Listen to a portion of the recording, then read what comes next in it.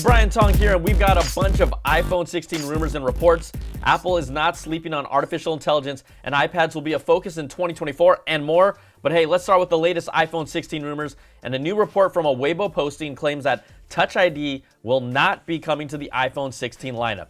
Now, these posts from user Mobile Chip Expert, who's been accurate with specific iPhone chip information in the past, says most of the equipment used to manufacture the iPhone's version of Touch ID has been completely shut down, and there are no plans to integrate an under-the-display fingerprint reader anytime soon. Now, there are reports that the 4th generation iPhone SE will end up having Face ID, making it the last iPhone in the lineup to get rid of Touch ID. There are still rumors that Apple's working on an in-display fingerprint scanner for sometime around 2026, and at the same time, they are planning to move Face ID to under the display as well by then. You know, two technologies that Android phones have had for years now. Now, I stuck with an iPhone 15 Pro, and I didn't go for the Max that had the new 5x optical zoom. Apple analyst Ming-Chi Kuo reports again that both the iPhone 16 Pro and 16 Pro Max will get the tetraprism telephoto lens that's found in only the iPhone 15 Pro Max with the improved 5x optical zoom. That's coming to both in 2024. Now, reports claim the reasons it was left out of the Pro was because of space constraints in the smaller 15 Pro body, but another reason that could have contributed to that were low yield rates for the new lens as well. Now, the new 16 Pro will reportedly increase in size from a 6.1-inch display to a 6.3-inch display. That's to allow for more space for new camera hardware. And then the 16 Pro Max is expected to go from a 6.7 to a larger 6.9-inch display. Now, there are no reports if the tetraprism lens will be improved in 2024, but there are rumors of Apple working on a lens with an even longer focal length for the future. All right, images of the purported new battery for the iPhone 16 Pro recently popped up online from leaker Kosutami, and they show a new metal casing with a change from a glossy surface to a more frosted metal shell. Now, this new metal shell is believed to improve thermals, similar to what Apple did with the Apple Watch Series 7. It also is a redesigned connector compared to the previous battery and has a new 3,355 milliampere hour battery capacity, which is just 2.5% larger than the battery from the iPhone 15 Pro, but it's still larger. Now, a report last week claimed Apple is planning to introduce a new thermal system to reduce overheating, and the entire iPhone 16 lineup is rumored to have a graphene heatsink, which has a higher thermal conductivity compared to copper, and that is currently used in iPhone heatsinks today. Now, some of these changes are likely in response to the overheating issues with the iPhone 15 Pro that Apple addressed with the software update, but you know, we're still present for some users depending on what they were doing. Now, for me, I never had it from the start, but yes, let's just say it fixed a lot of phones, but didn't completely disappear depending on what you're doing. All right, now, Apple's had a reputation of prioritizing privacy for its users, but two new patents revealed that Apple isn't stopping and is proposing solutions to restrict screen visibility to just the user, which would be you. Now, there was an in-depth report by the Wall Street Journal about thieves just watching iPhone owners enter in their passcode before stealing their devices so that they can get access to everything. Creepy, and yeah, that sucks. Well, the first patent is called Privacy Films for Curved Displays and reveals a concept of a special screen covering that limits light emissions to a single direction where the user is the only one to be able to see the display's full quality and optimal brightness. Now, we know there are privacy films that already exist that you can buy today, but this would be an Apple version of their own.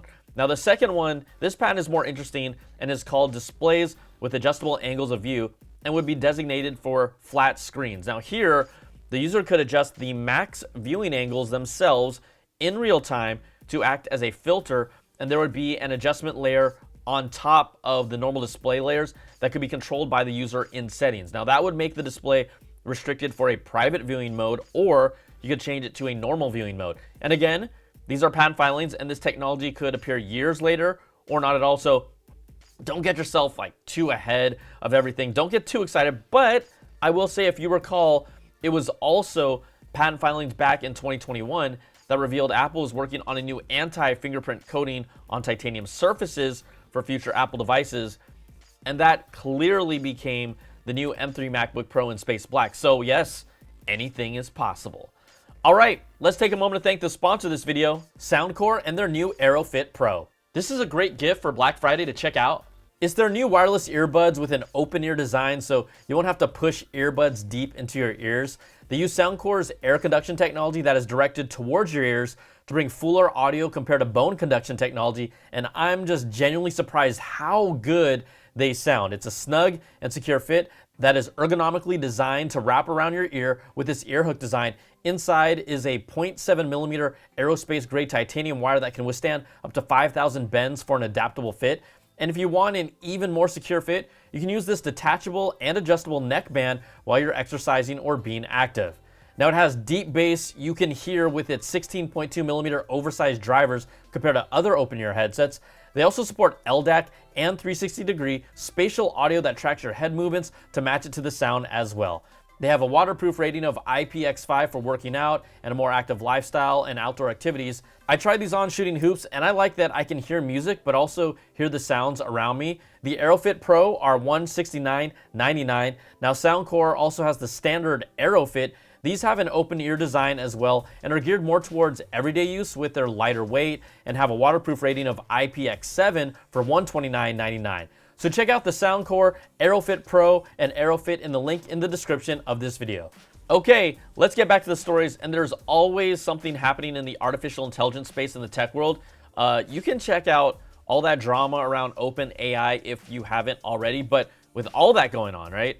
OpenAI just announced their voice chats feature in their official ChatGPT app for iPhone and iPad is now available for free to use, no subscription required. And OpenAI had this feature back in September, but it's now open for everyone to try out. Now, if you aren't sure what ChatGPT is, well, it's an artificial intelligence-based chatbot, and a chatbot is a computer program that simulates and processes human conversation, either written or spoken. So ChatGPT is an AI chatbot that can generate responses and answer questions or provide advice, and it allows us to interact with digital devices in a more natural and conversational way, and it just keeps getting better. But check it out, play around with it, play around with the app, and I think you're gonna be able to pull some nuggets and just see how wild, but also see how valuable this tech can be in the future.